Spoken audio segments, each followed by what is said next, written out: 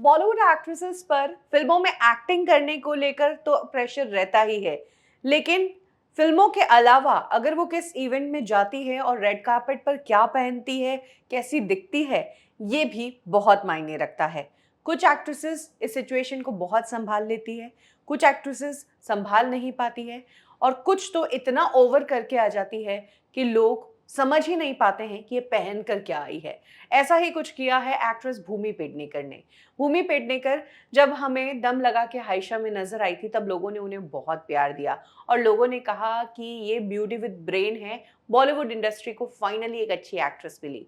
लेकिन over the time भूमि पेडनेकर ने अपने आप को जो फैशनिस्टा में ट्रांसफॉर्म करने की कोशिश की है, वो बिल्कुल लोगों की नज़रों में गलत होता नजर आ रहा है। भूमि क्या पहनती है, भूमि किस तरह से इवेंट्स में आती है, ये लोगों को समझ ही नहीं आता है। भूमि अक्सर अपने आउटफिट्स के लिए ट्रोल होती है और रिसेंटली जीक्यू के इवेंट में भूमि ने जो कुछ पहना वो तो लोगों को समझ ही नहीं आया।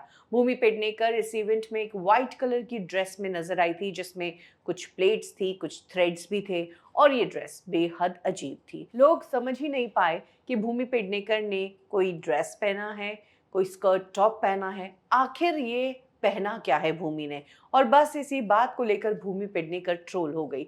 एक यूजर ने कहा, भूमि पेडनेकर इतना पैसा कमा रही है, उसके बावजूद क्या एक ढंग का डिजाइनर अफोर्ड नहीं कर सकती। वहीं एक ने कहा, बॉलीवुड इंडस्ट्री में इस वक्त सबसे पुअर सेंस फैशन में अगर किसी का चल रहा है तो वो सिर्फ भूमि पेडनेकर का है। एक यूजर ने कहा कि फैशन करने का मतलब ये नहीं कि आप कुछ भी अतरंगी पहनकर आ जाओ, फैशन करने का मतलब है कि आप खूबसूरत लगो। भूमि की ड्रेस ने ही नहीं बल्कि इस इवेंट में भूमि के पर्स ने भी ध्यान खींचा।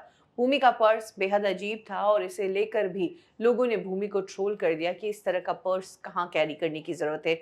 लोगों ने कहा, ये तो टॉयलेट एक पर्स कथा हो गई।